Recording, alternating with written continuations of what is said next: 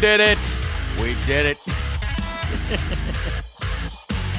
What's up, guys? Welcome. Joe, take off the helmet, throw on the, you're going to be able to see. Take the helmet off, Joe. You talk to us. Hey, guys. So, Star Wars update with Battlefront 2. I just saw the news yesterday while I was out watching Justice League. I got some tweets, and it turns out they've taken our feedback, and what they've done now is completely shut off microtransactions. For now. I don't trust them. For now. I don't trust them. That's the big part, is that it's for now. So, yeah. Pray I do not alter the deal further. I think what they're probably doing here is just trying to save face for holiday weekend and turning it off for Christmas so that people will feel okay to buy, and then turning it back on afterwards. But this is EA we're talking about, so any small win we need to celebrate, because as we, I tried to tell them this, I tried to tell these guys this way back at the EA event a long time ago, that, these microtransactions, especially tied to progression, is a step too far. Why is it in here? You guys take that out. It's going to ruin an otherwise, good story and some improvements that you guys have made in the campaign, and adding this and that. Which please wait for our review to see if all that stuff is even worth it in that regard. But and I guess it was just a mandate from EA.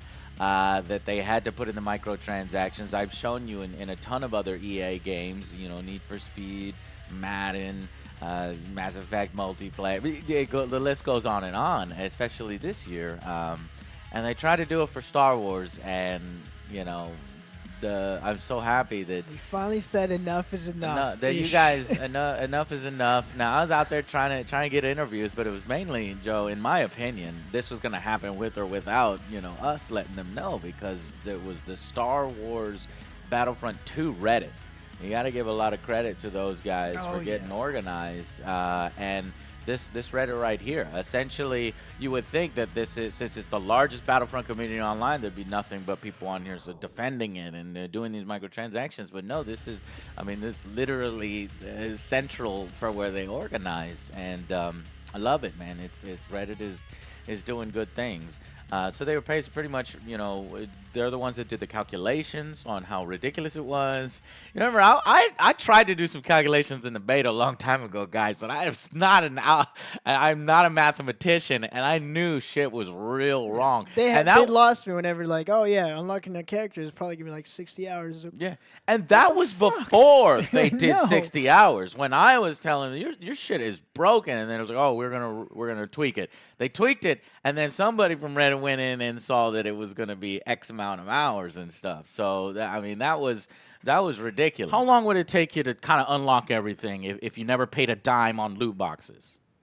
I actually don't know the math behind that one. You guys don't know you are the multiplayer producer. Go talk to somebody at DICE knows that number, yes? Yes. Okay.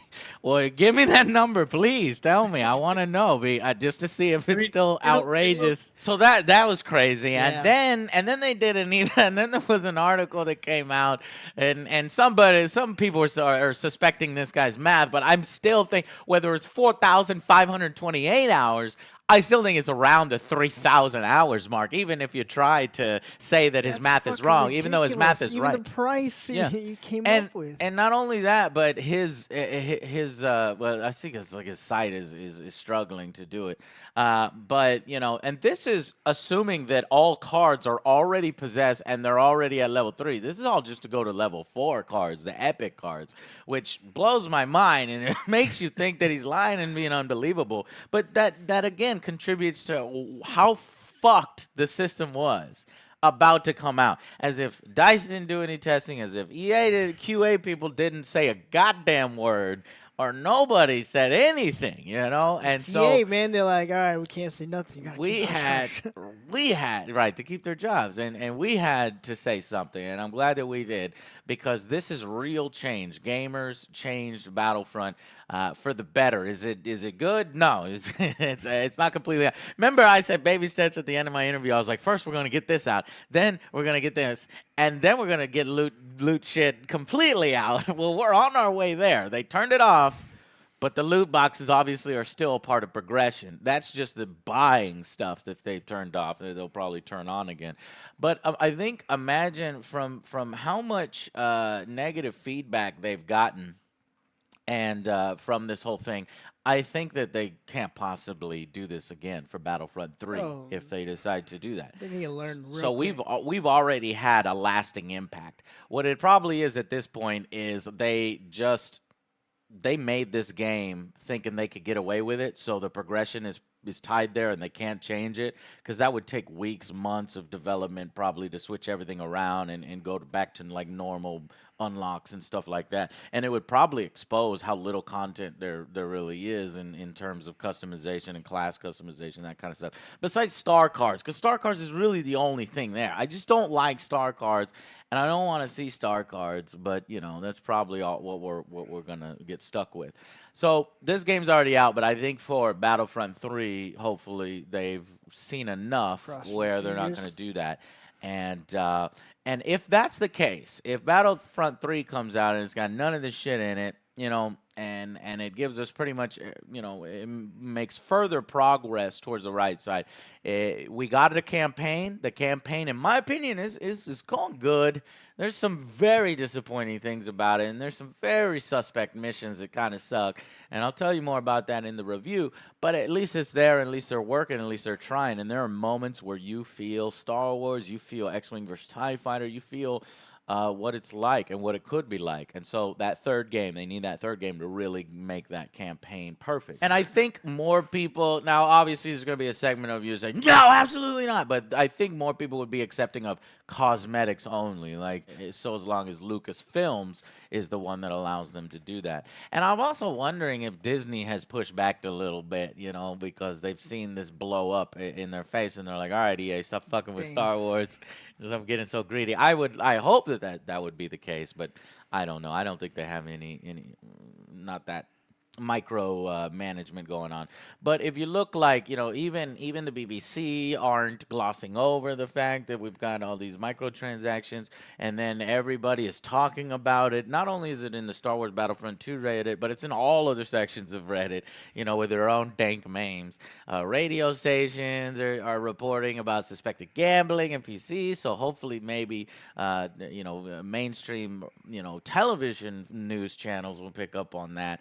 And we needed. That's that mission. That's that spark, that fire, and it all came from us. And I'm happy for you guys and all of us as gamers that we did this, because this could be the positive change that we need to get to say no. We don't want our games to devolve into mobile, free-to-play payment models when we're paying $60 up front. I paid you for a product, and I want that product. And why is everything locked behind paywalls? And it's Star Wars. I can't even play with fucking Darth Vader unless I dedicate my life for 2 months in order to unlock him or pay money to unlock him. It's getting ridiculous. That's a free-to-play game, okay? Look, I don't have any problems with free-to-play games. I've said before, I like the new South Park Phone Destroyer. Some of the Star Wars stuff, though I would hesitate to even tell you to go play that one because you will lose money. It's